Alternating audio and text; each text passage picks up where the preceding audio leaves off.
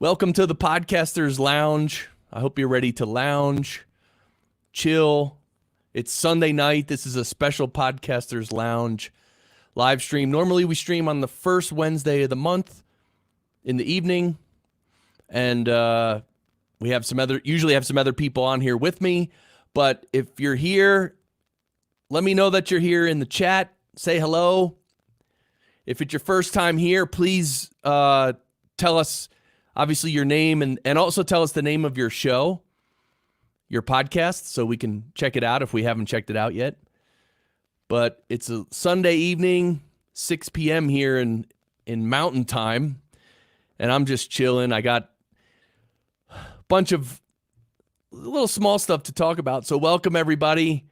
Happy you're here. Definitely ping me in the comments. Say hello. Let us know that you're here. So over this past weekend, or really the past week, I rearranged my studio a little bit. And for me, that's always fun. Like you know, getting everything set up the way you like it and using it that way for months or years is great. But then there'll be like a couple things you want to change, but you don't do anything. And then after a while, you're like, all right, I'm going to change it. I'm going to change those few things. But then as part of changing a couple things in your studio, you end up taking some things apart, cleaning them. You know, I got those Swiffer little dust rags. So like, because there's dust everywhere. So I clean up the dust off everything. And it ends up taking a long time to, move things and change things. But one thing I like doing is just putting on some tunes and just chilling. Like, have several hours or 3-4 hours where I'm just in my studio doing stuff. No pressure, no rush, just listening to tunes. Bandrew's here. What's up, man? Oh, you're from Area 51? Dude, you're supposed to keep that a secret. All right. Oh, I also changed my settings on my channel strip. I got to tell you about that. Bandrew says he's updating his Mac because everything broken. Really? Need to get this export for tonight's episode. Oh, yeah. Hair being pulled out. So Bandrew is finishing up his episode for the Bandrew Says podcast. That's the episode you're talking about and videos. And thanks to Bandrew. So everyone else, if you're here, say hi. Welcome to the lounge. Here we promise no value, but we will hang out and just have a good time together. That's what the lounge is, really. There's plenty of other Facebook groups where you can ask. I mean, you could still ask technical questions here, but it's kind of just like chilling. Like, what are you guys doing? What are you drinking? I'm drinking water. Of course, it's Sunday night, and I don't know. What do you guys do on Sunday nights? That's my big question. I really want to know what you do on Sunday night. Is Sunday night your night to just get ready for Monday, or do you chill, or do you get nervous that the week is starting and so you watch a movie or something? Like, do you have any Sunday night rituals besides football? And you know who's here, Mr. Mike Wilkerson. Greetings. How are you, friend? Wow. Oh, your sound is off with the picture, dude. Really? Oh, now it's fine. Now it's okay. Okay, good. Yeah. So by the way, what mic are you talking into? Just the computer mic? I am talking into the mic that is on the webcam. Oh, okay, cool. Is it crap? No, it's okay. Okay. All right. Yeah, no, I mean, it is what it is. As long as we can hear you fine, it's good. I mean, yeah, I know. So Mike, how you doing, brother, on Sunday evening? Typically, I'm doing really well on Sunday evening. This evening, however, my Packers have not granted me the honor of being satisfied yet, so I've decided to take a break. And I'm here at the Podcasters Lounge. All right, cool. Well, everyone who's watching, say hello in the chat if you want to, or else you can just lurk. No problem. But if you have questions, if you have any news, if you want us to comment on any news, there's a lot of stuff we can talk about. I think tonight's stream might only be around 1 hour. Usually we stream for a couple hours, but sure. I actually didn't eat dinner yet. It's already 6 o'clock and I'm already hungry. And now we're live. I mean, You know what you could do is you could eat on screen. That's really popular.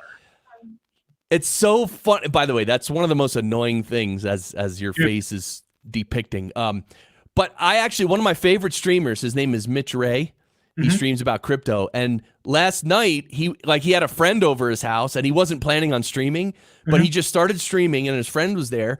And then he had to eat. So he's like, okay, chat, I'm going to eat. And he literally muted his microphone and ate for a couple minutes. Then he would unmute the mic and talk a little. Then he would mute it again and eat for a couple minutes. So because even he said oh, it's the nastiest thing, chewing in someone's ear. It's kind of nasty. It's terrible. It's the only way it's more terrible is if you can't see people eating and you don't know if they're done yet. There's value to knowing that I've got half of a muffin left. but if you can't see anything, it's even worse. Oh, jeez. So, Mike, of course, you're from the Two Guys Talking Network.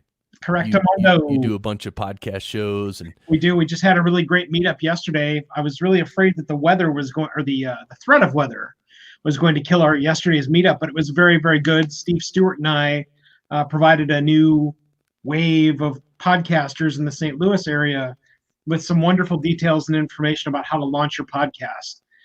Steve is a master of conveying information like that, and I am a master of chiming in and derailing all of his discussion. Nice. Well, it's pretty easy how you start your podcast. Just go to Anchor, right? Use Anchor. Dude, if only I had an anchor on my forearm, right?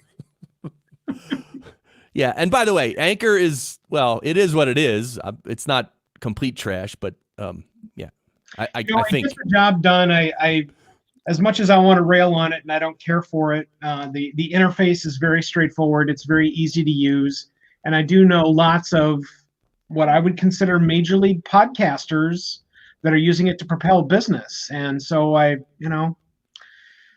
good on them. And it's another one of the many ways to jump into podcasting that gets it done. Yeah. And it's kind of the way I look at it. Yeah, exactly. So Bandrew asks, favorite NAMM announcement. So NAMM is an event. It's a conference well, there's several of them per year, I think. One's in New York, one's in LA, but the big one is in LA. Right. It's happening, actually just ended today. And they announced, I think what Bandrew is hinting at sort of is a bunch of new audio interfaces. Yeah. Bandrew, I'm going to, since we have enough people here to care, I'm going to derail the conversation and ask, I need an interface that will allow me to take in 4 microphones that I can then jack to something like StreamYard and into video. Any suggestions? Yeah, well, there's a lot of interfaces that have 4 XLR inputs. I think the Focusrite makes one. I think it's either a 6i6 or a something. There's a Focusrite Scarlett series interface that has. And I think I've looked at that one. So I'll check on that one. Are there others? Yeah, Bandrew might know a lot better, but Bandrew, can you put all of your 407 microphones down and let us know what you think that we should be looking at in regard to interfaces for 4 XLRs? Next question. How many interfaces does Bandrew have at home? Too true. He's probably got 600 of those. Talk about museum. How come I was the one being accused of being an audio museum? Too true. That's great. It's because Bandrew keeps his mouth shut. That's what. Patrick Keller's here. What's up, brother? Patrick Keller. Patrick, how are you, friend? Oh, yeah. Hey, go Chiefs, huh? You're out there in Kansas City, are you not?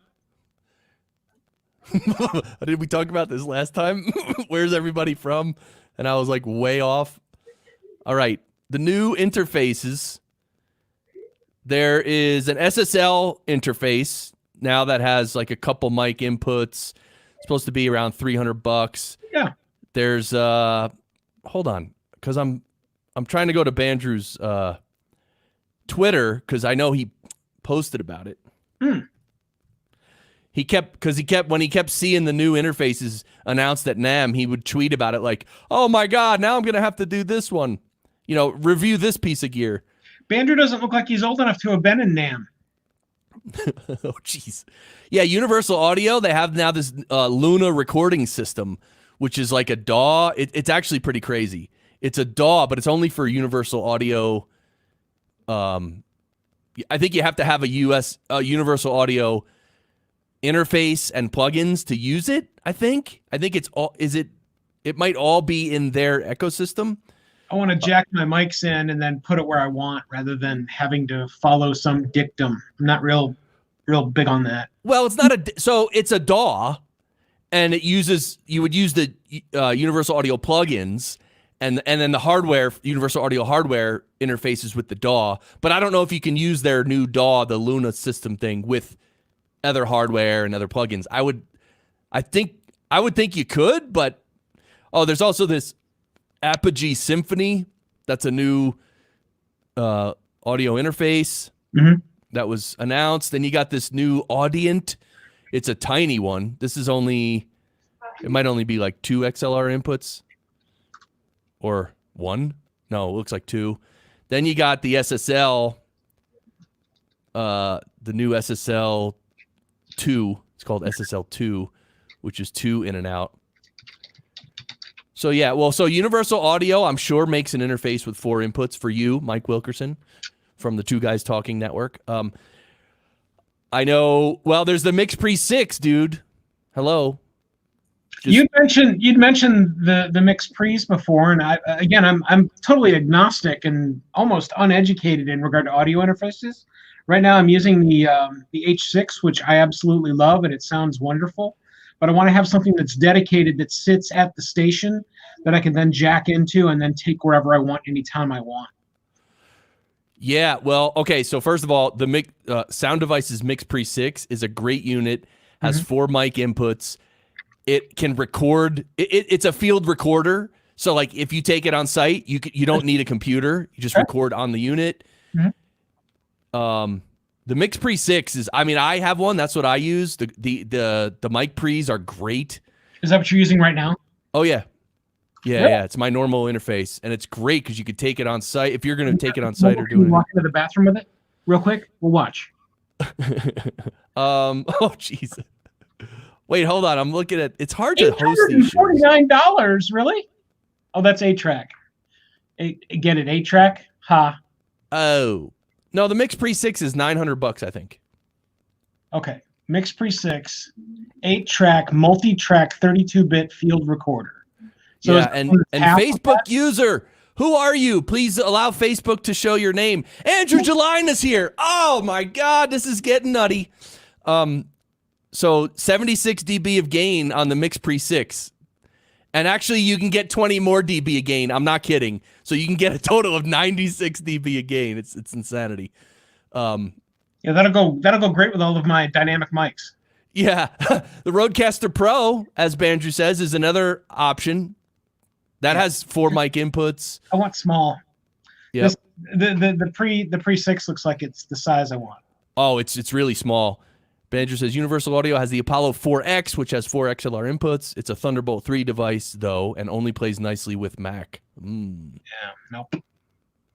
Windows House, sorry. Hey, Brian. It's Brian. Okay. He's going to get that fixed. +1 on the MixPre 10 2. Wait, Andrew, you got a MixPre 10 T2? That's awesome. The MixPre 10T has, I think, 8 XLR inputs. Is that correct? I think 8 XLR inputs. It's crazy, though. I just don't need that. Yeah. Yeah. I also don't need the $1,400 that would be out of my pocket when I bought it. Yeah. Yeah. So. Yeah, Andrew Gelina. Yeah, this is an impromptu lounge. We're just kind of chilling. Yeah, normally it's the first Wednesday of the month. You can put that on your calendar, and that's when it'll be. Brian Ensminger, it was you. The 10 has XLR out too. Oh, really? Mm-hmm. Oh, that's cool. Yeah. Patrick says he's afraid to switch from his Heil since he finally got everything set to where he's somewhat happy with things. Still a little boomier than I'd like. Okay. That's not the mic, though, dude. That's your voice. For those that are familiar with Patrick's phenomenal podcast, The Big Seance, which you can find over at Big Seance podcast with awesomevoice.com. You can listen to his podcast, and it is a wonderful voice rather than the booming mic, I'm pretty sure. Yeah. Yes. Patrick, or you can get an ICQ. So I've been making lists of all the plugins I have. I'm getting ready to start making videos. Sweet. A lot of cool stuff. You had sent over some of the titles. They look very informative. I love that.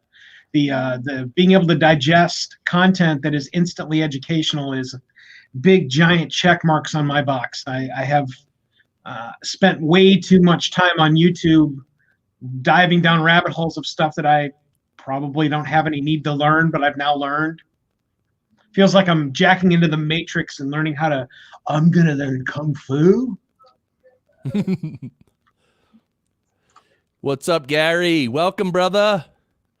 Oh, yeah. Yes, thank you, by the way. So thank you for that. I sent some proposed video names to a couple of my friends, including you, Mike. And by the way, I sent the same naming convention suggestions to Ralph, and Ralph was like, "Nope, no, not good. Not Did good." he say he'll give you $1,000 to name it something else? No, he actually offered. He's like, "Yeah, let's talk about this when you get a chance." Okay. Because he's a marketing guy, and he's thinking more. Cash. So here's the thing. I can make a video about a plugin, and I can just say, hey, it's the XYZ plugin. And then I can just talk about the XYZ plugin.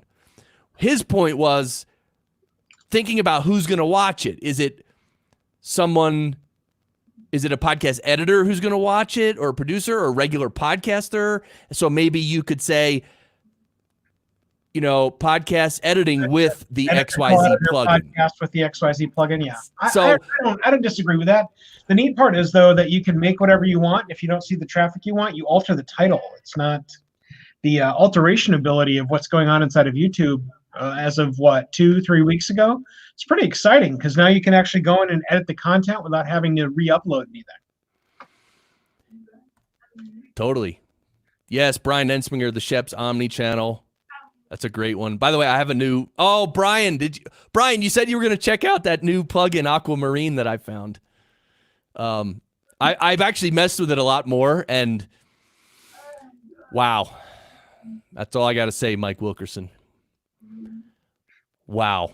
Steve was digging into RS6X something this last weekend, and it looks super juicy. I hear there's another one that we can spend another $450 on if you'd like. Oh, is that Isotope RX6? Yes. Yeah. So I actually, I have. Wait, hold on a second. This is not easy to do. It's not easy to do everything. Would you mind doing everything for me real quick? I'll wait. Exactly. Could Chris, can you just do everything? Yeah, this is RX right here. This is RX7, but it's very similar to RX6. There's a few. My RX7 has 4 wheels and a steering wheel. What's up with that? Really? See, I got to get the size right here. Oh yeah. Everything has to be the right size. Star Trek 4 going on there. Anyway, I'm just showing RX because you mentioned it. Andrew says, gotcha on the MixPre. If I connect the USB interface, it changes to 44.1 and keeps it there even after disconnecting. Had to keep manually changing back to 48. All right, Not sure what it is about the dumbing down, but that happens across a number of different DAWs and devices as well. I don't know if that's just it's a default check that happens that we don't have any control over, or what. One thing you have to take into consideration is the settings on your computer. Now on Mac, it's a lot easier. You actually go to your audio MIDI settings. That's what it's called. Mm-hmm. Audio MIDI setup. And MIDI is MIDI in all caps. It stands for Musical Instrument Digital Interface, by the way. That's what MIDI stands for. And if you go to your audio MIDI setup, you can actually set your devices and set your sample rates, and that helps. So on Mac, that's easy to do. On Windows, actually, I haven't been on Windows in a couple years now, so and I sort of like willingly forgot all that stuff because I don't want to remember. But anyway, with the sample rate, that's one place to make sure that on a system level on your computer is clear that you want 48 kilohertz sample rate. So Patrick says, I forgot if I have RX 6 or 7. Don't know if I'm using it correctly. Well, honestly, RX 6 and 7 are very close to each other. I mean, RX 7 has a few more modules or few more things, but yeah. Oh, you use it in Audition. Yeah, so you can use RX as a standalone program or as kitty cat or as plugins in your DAW. Yeah, baby. So anyone new here? If you're new here, say hello and tell us what show you host. And I actually, so I read. Oh, it was close up. Oh, kitty cat's chilling. Wow. Should I go? Let me go full screen on the. Can I go full screen on the kitty cat? Uh-oh. There we go. Oh, yeah. This is the Nature Channel brought to you by the Podcasters Lounge. This is a Burmese white coat feline. Snow is a secure kitty in the knowledge that she's scared to death of everything. But she's a good kitty.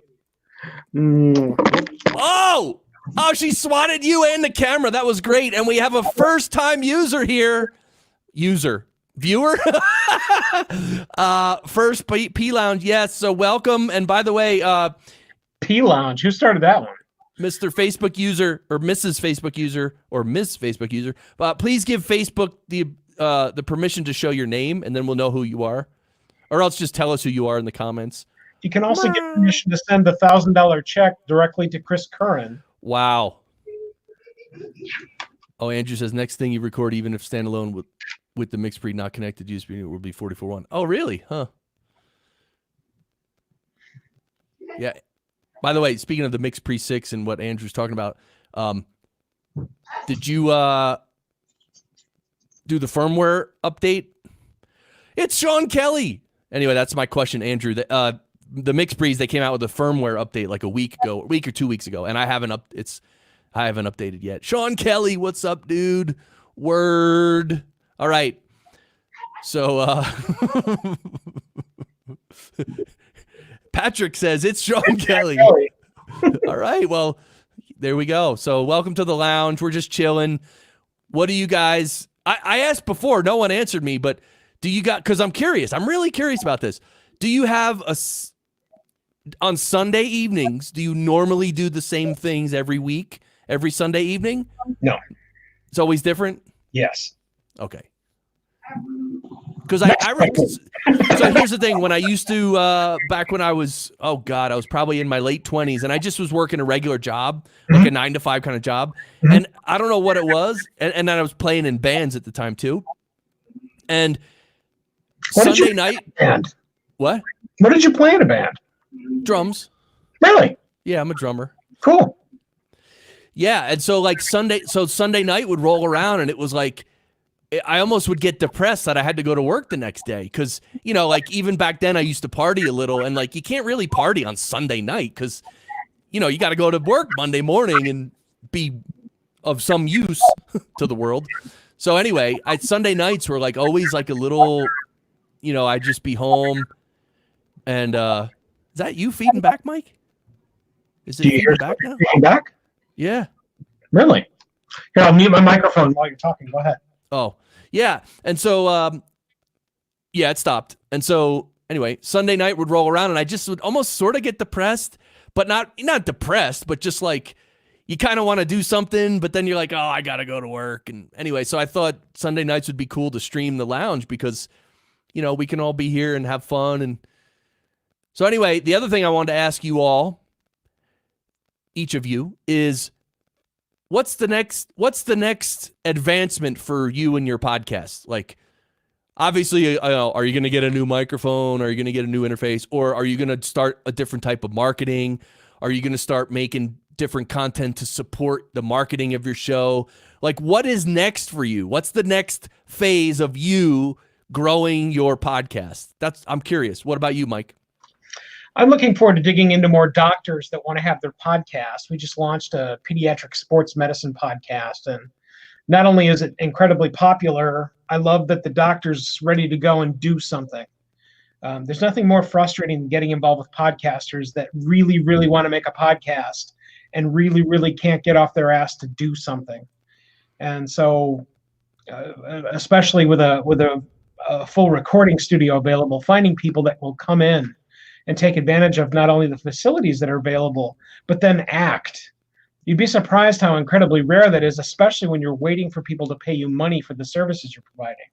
So I look forward to finding more doctors inside of particular specialities that can deliver, but then also take a lot of the work ethic and the planning parts of what they do inside of their job and deliver that directly into a podcast environment that we've already created. It's like a Lego interface that I wish I'd found a whole lot sooner than now. Sweet. See, that's nice and clear. I like that. So now you can just move forward and get it done. Brian Ensminger says Instagram and intentional social sharing.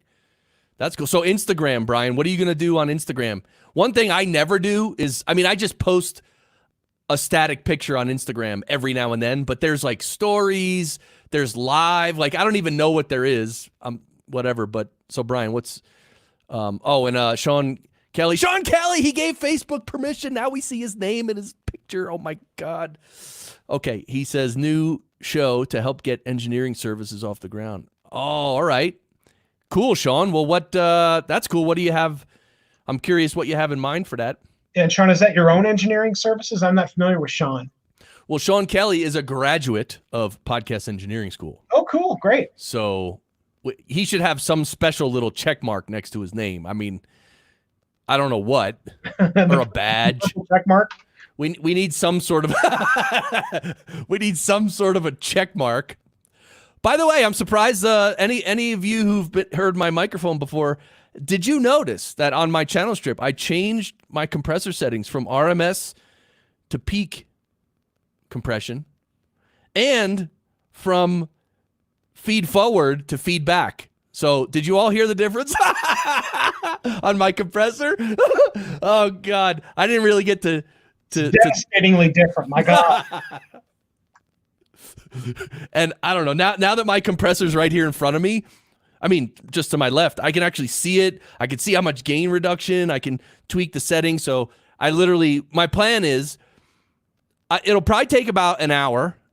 My plan is I'm just going to record like with 4 or 5 different settings at one shot and then listen back and see which I like. And then do the same thing again, record for like maybe 1 or 2 minutes with some different settings, listen back again, and like just back and forth between recording and toying with the settings over probably about an hour. I'll sort of get it dialed in to where I like it. And that's just the initial, like, I kind of like it there. And then over the next few weeks, I'll make tiny changes. And anyway, that's how I sort of dial in my sound over time.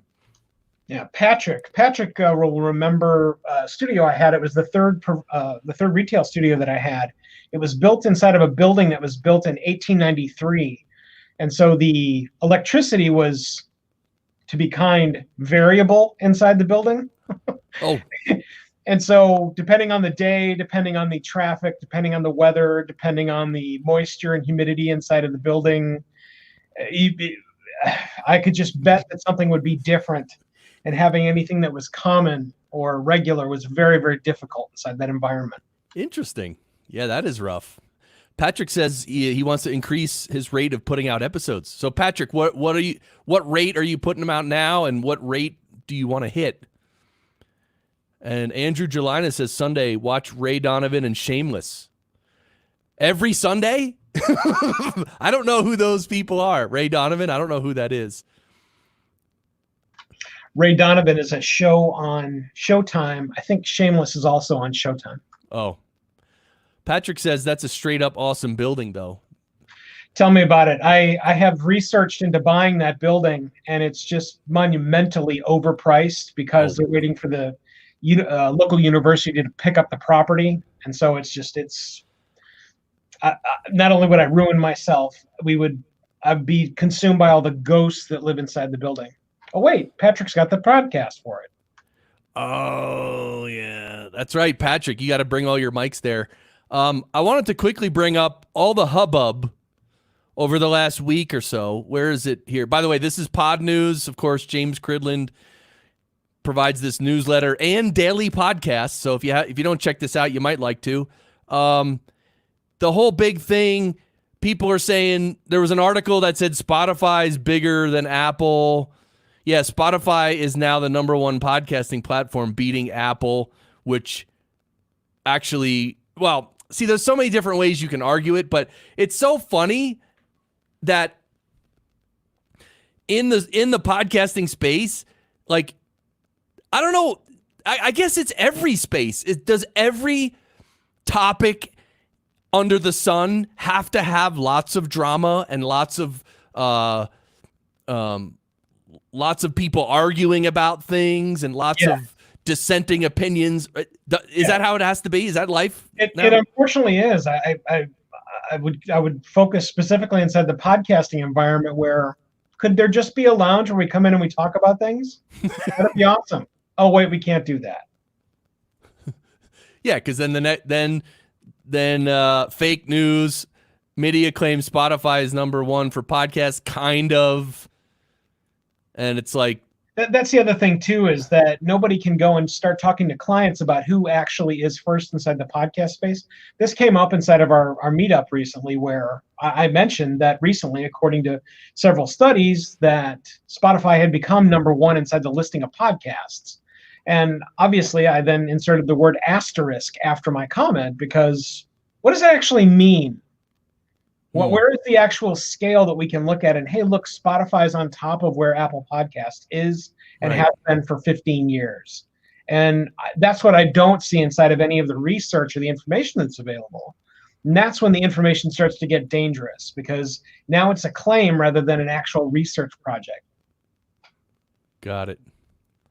Sean says, thoughts on privacy and Spotify? I don't know much about that. Like, I don't know.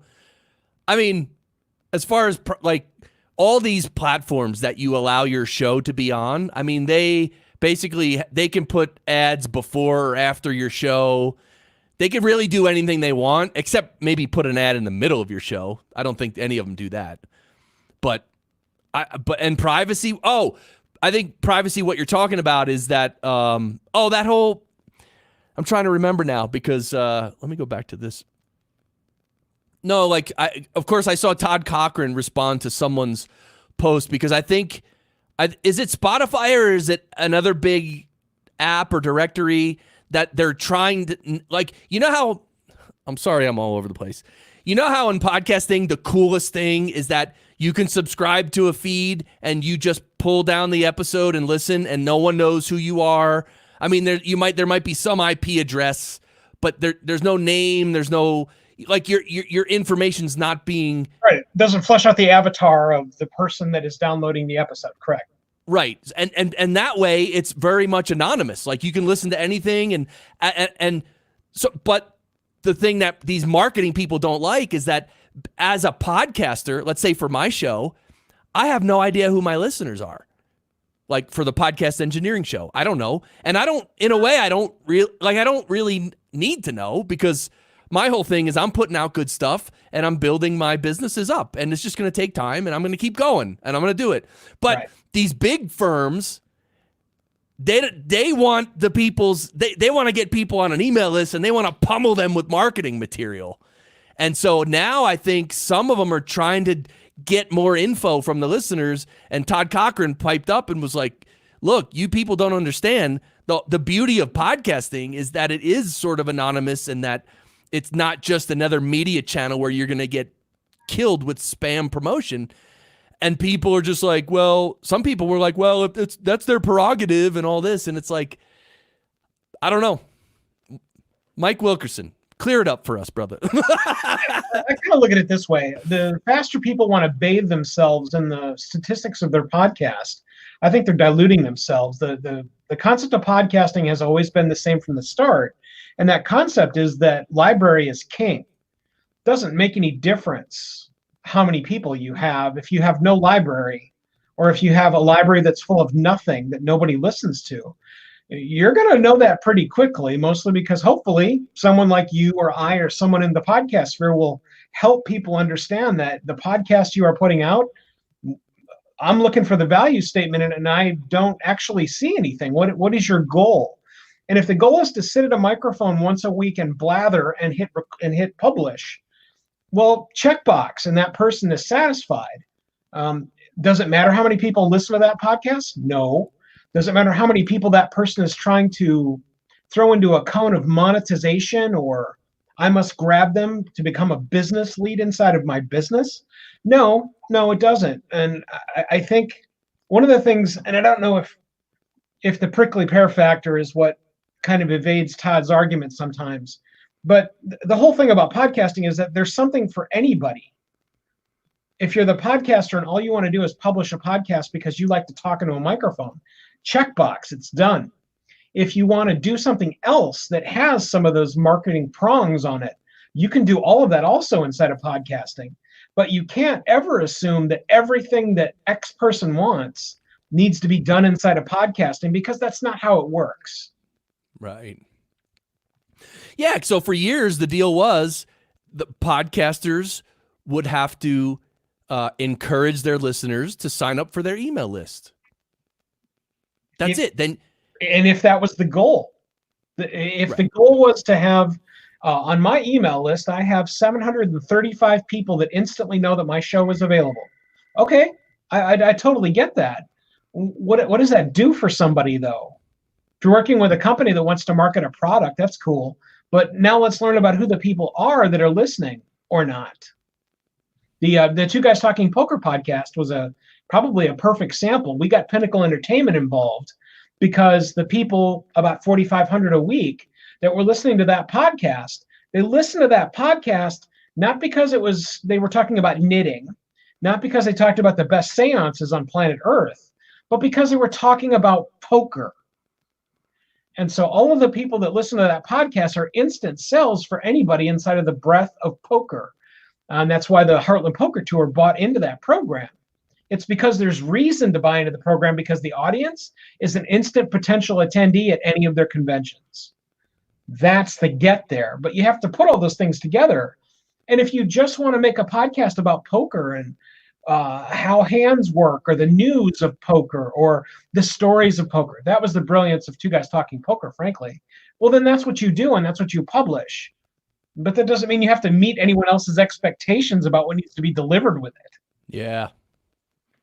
Yeah, to me, all this wanting to market to podcast listeners, the desire to really want to get all the listeners' info and market stuff down their throat is coming from these big companies, and they're just trying to make podcasting into more of a mainstream media outlet. And here's the thing, though. How can anybody stop them? Well, it's a little bit darker than that, too, because what you'll see over the course of the last 18 months or so, it's a little bit longer than that now. What you'll see is that all of the dictatorial radio style marketing processes and metrics are now slowly being grafted on, just as if they were like a third nose on your face, to the realm of podcasting. And that's something that Todd has been very vocal about, and I join him in his rage, because for those that are curious, podcasting is not radio 2.0. It is not the evolution of radio. It is something solely its own. We just both happen to talk into microphones inside of the same environments, but it is not radio 2.0 by a stretch.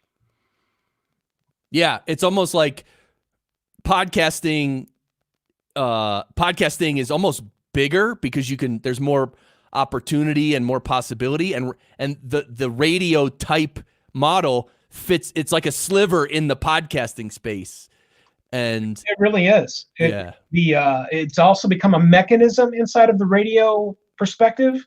The sample is a gent locally that didn't know what a podcast was 3 years ago. Now claims to have 1 million downloads of his podcast every 6 months. And so I'll bet he knows what a podcast is now. Or he at least knows that the recording of his program that's put out daily is now deposited in a directory online. I don't call that a podcast. Call me crazy. Well, and was it last stream? Yeah, we talked about the Library of Congress starting to archive podcasts and everything too. By the way, horse show announcer Jason Curtis is here. Welcome, my friend. Look at his little picture. Look at his little avatar picture thing. That is so cool. I love that. We got to send that Jen a toothbrush for that horse. What would the sound be that goes along with that picture? Oh. No. Welcome to my show. All right, Facebook user. Thank you. By the way, Facebook user, if you can give permission to Facebook, then we could see your name. Compare podcasting now to the early days of the web. Right. It's evolving from altruistic free information to pure capitalism, in my humble opinion. Yeah. That seems to be it's become a definite machine, and you have to choose how ground up into the machine you either want to be or don't want to be. Again, I kind of go back to, there's a reason that there is a download file link inside of most modern day players inside of a website that is generating podcast content. And that is to help stay out of the stream of being a number or a piece of data that gets sent over to a company like Spotify or to other companies where it needs to be garnered so that you can be deposited to a particular coconut to be sold to. Mm. You know, one other thought I just had too is like, in a way, as these big companies try to corporatize podcasting, in a way, it doesn't hurt the rest of us. It almost helps all of us at the same time, because it raises awareness, gets, more people to start listening to podcasts, and that's just more of a potential audience for all of us, right? In a way. Totally true. For every person that goes, I really think Joe Rogan is provocative and provides the platform of discussion that makes me think often. For every person that's like that, there's someone that hates him. Mm. The bottom line, though, is that he, on top of, I think, probably every single modern day list inside of podcasting, is helping people become more aware of podcasting. There's no two ways about it. Right. What you'll also note, though, is that his YouTube stream is devoid of commercial. So it is being wrangled on every level, so that anyone that says, well, Rogan doesn't do commercials. Yeah, Rogan does do commercials. In fact, he does a variety of versions of commercials depending on the platform. So, yeah. it's too hard to put any one person or thing into one category. And I think it's naive to try and put Rogan into one category of podcasting and or marketing, because he's not in one. Right. I just thought we should do a Podcasters Lounge stream at some point. Maybe not on our normal monthly stream. Maybe another sort of bonus impromptu stream. I like that a lot.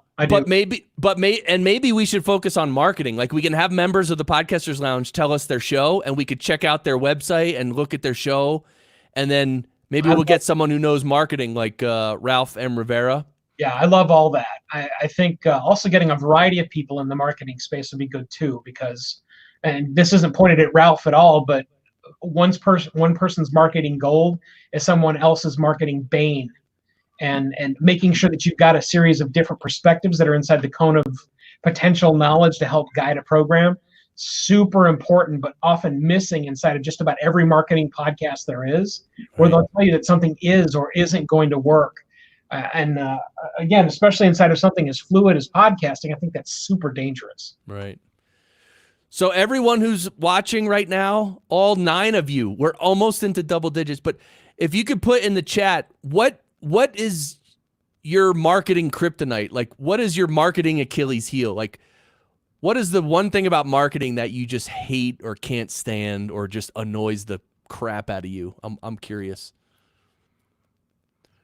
For me, I've tried to do Facebook ads in the past and all that, and I don't know. I think I would literally have to take a whole class on how to, like, I'd have to learn everything and then practice it. And like, I don't know. I feel like I don't have time for that. And then I tried to do it a couple times on my own, and it was So frustrating because everyone's like, oh, Facebook marketing's great. You could target people. And then I would go in and I'd try to find targeted people I want. You couldn't find them. Like, how are you going to find young people who play guitar, who love music, and you know what I mean? Like the people I wanted to market to, I couldn't find that segment. Everyone's like, oh, no, it's all segmented. It's great. But here's the thing. Maybe it is. I just don't know how to do it. I suck. There's a segmented dialing in ability inside of Facebook advertising. I'm going to use the best sample I can think of just because it's the most recent one, but it's my chargerforward.com effort. And the chargerforward.com effort is my upcoming blog, Facebook presence ability, but then also a series of video shorts that are focusing on vehicle awareness and general knowledge about people driving a vehicle. And I just for grins, right before the holiday, I threw a bunch of Facebook advertising in it, and it got me a ton of traffic, just bold and outright. Now, granted, that's about a shiny kick-ass car and how not being stupid in it helps you not die. So it's not you trying to go and reach out to people about either the podcast engineering school or whatever you're trying to sell. And so the ability for someone to walk in and say, well, Facebook advertising is tremendous. It is, but just like everything else, there's an asterisk after everything that you want to consider in regard to marketing. The sample is radio advertising. I would generally tell people to avoid it unless it fits. And there are things that fit into radio market advertising. Particularly live things that can then have coupons or a series of sale items that are specifically focused towards them to try and measure what's going on, rather than just a blanket effort that hopefully this does something. Because that's the peril of advertising in general, is that, boy, I sure hope this works. Write the check, send it in the mail. That usually is what the marketing plan and budget constraints are of a company, and that doesn't work. Yeah, Andrew Jelina says email list building. Yeah, I'm with you on that one too. Just setting up my email list was like the most annoying thing. And then here's the thing about me too. I'll set up an email and then I'll just forget to promote it for like a year and a half. Like I don't know. Not that I forgot I had an email list, but I don't focus on, I'm focused on producing audio. Like I forget about the email list. I literally forget. The concept of pie and how much attention span you have is something that a lot of people forget about. Being able to get into so many different things and tools. Steve Stewart and I talk about this all the time. The ability to step in a literal 15-minute period of time into 5 or 6 different new tools that have come out, or even to provide content like a podcast via something as cool as Anchor. Okay, well, if it only takes minutes to do, it's got to be cool, right? Yeah. But you have to remember that whatever the new cool thing is, that eats a little segment of the pie that you already thought wasn't big enough for what you're already doing. Right. And so you really do have to wrangle. You really do have to plan. I'm the email marketing director at my 9-to-5, and so it is a plan. You must have a plan, but then in the case of my 9-to-5, you've also got to have managerial support for the plan and the follow-through of the staff that's working all of those. Otherwise, if any one piece of the machine is not there, somewhere it's going to crumble. I thought of another thing too, because the NAMM show just ended, and NAMM is for mostly music and audio. It's more for music production, I think, and it's a big show. And I really want to go next year. And I sort of made the decision in my mind, like literally yesterday. I'm like, you know what? I want to go to NAMM next year, not to market my podcast engineering school. I just want to go. I want to just be an attendee.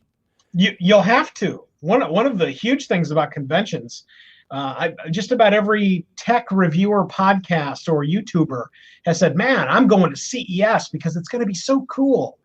And for those that don't know anything about CES is essentially a city of technology. You can cover in, count them, 2 days.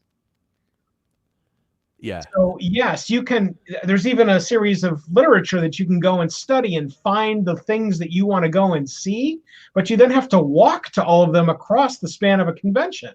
So again, that that one of wanting to be there and then interact with all of these customers or potential customers based on what you do or want to sell to them, that's on top of you just getting to go see the stuff. Right. And a convention that huge is just monumentally large. Right. And most people don't understand it's going to take more than one person, especially, hey, I'm Mike Wilkerson, two guys talking tech. How are you? Tell me about your product. And then that interview across 3,000 different things that you might want to go talk about. Yeah. A lot of time and effort. So it's a project.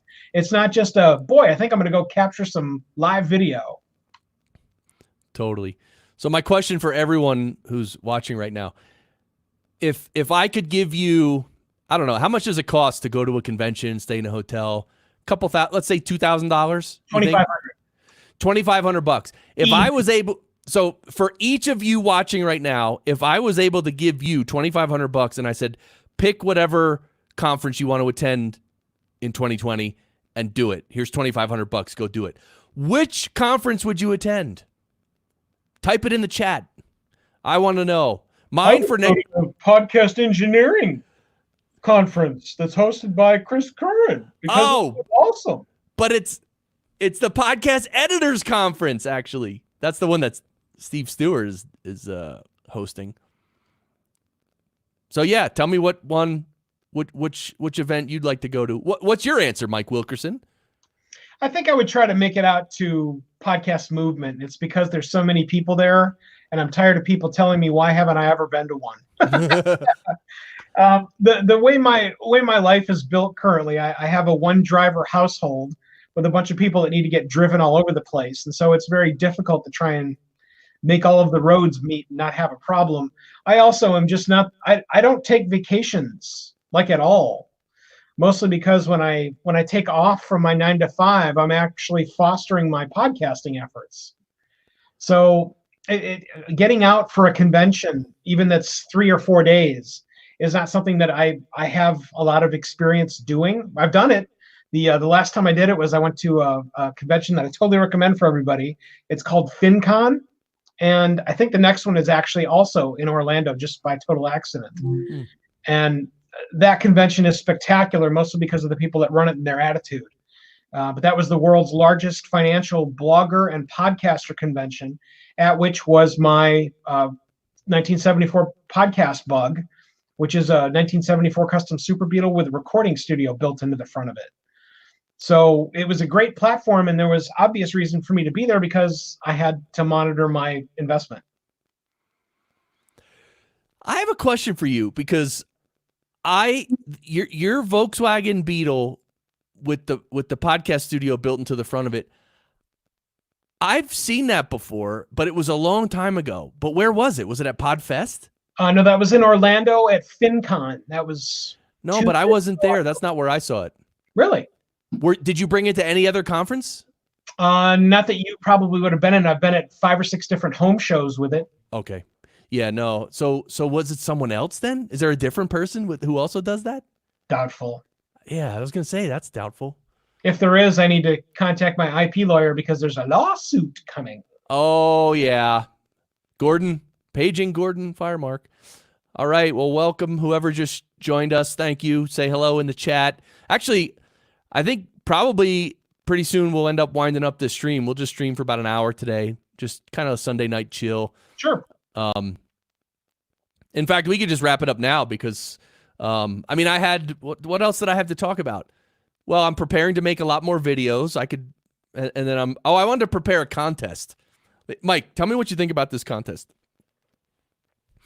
Well, first of all, I wanted to do a contest. Hold on, I have to cough and I'm going to mute myself. I wanted to do a contest and I wanted to give away I wanted to give away like equipment or something, right? Give away a good prize and have people send in the most disgusting mouth noises that they can, like a mouth noise, like a medley. This old chestnut again. Yeah, like a medley of disgusting mouth noises, and then we will choose the most disgusting one, and then that's the person who wins. But no, I put that I put that somewhere. I think it was in the Facebook group, and nobody really responded. Everyone's like, "Oh, that's gross." Well, it's And I'm also, like, "Well, Chris, it's also a lot of work, friend. I mean, you're absolutely right. It would be cool to have 6 or 8 different reels that people get to vote on and choose from, but it's a lot of work. The sample is my DAW actually captures that when you're editing. It'll leach out the pieces that you clip and put it into a master clip file. And so it's not a big bunch of work for me, but it is a bunch of work to just whatever you're removing to then put on into another layer or whatever else, depending on what you're using. It's a lot of work. So I thought, well, that's because I kind of wanted to just be fun and funny, but that didn't seem to hit people the right way. So now mandatory. No more fun in this building. So the contest I thought of is, here's what I'm going to do. And this is more for like the podcast editors or podcast producers, or I mean, regular podcasters could do this too. It's a little contest. So what I'm going to give you is 2 audio files. Because one of the biggest things, one of the biggest mistakes you can make in producing a podcast is having the host voice and the guest voice at 2 different volumes. Like either the host will be really loud and the guest will be low, or the guest will be really loud and the host will be low. So getting those 2 mixed well at the same volume, that's actually really important.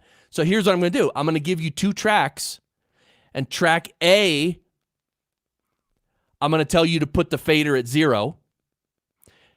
And track and clip B, which is it's a different speaker, you're going to have to adjust the fader to mix person B with person A so that they're about the same volume. And so wherever that second fader is, like maybe you got to bring that one up 3 dB to make it, or down 7 dB. Like, so what's going to stop someone from taking whatever track and putting into whatever kick-ass plugins you guys use to just hit a button? Well, yeah, I guess they could do that. It's not that they might, they will. That's exactly what will get done. Right. But here's the thing about I, on the other hand, the guy that doesn't use it, I use 0 plugins. I would do it because that's the way I do it. But I will say, here's the thing. And I've talked about this a lot. Setting 2 clips to the same LUFS level does not mean they are actually perceptually the same level. That's correct. I would go right back to the big seance voice, Mr. Patrick Keller. Yes. Where he and I are sitting in a room literally with microphones that are exactly the same. We've actually done this. Patrick was in my studio where he's sitting across from me speaking into a Heil, do we have the fins? We had the fins out then. He was speaking to a Heil fin. I was speaking into a Heil fin. And his voice is just way more majestic and glistening than mine will ever be. And it showed.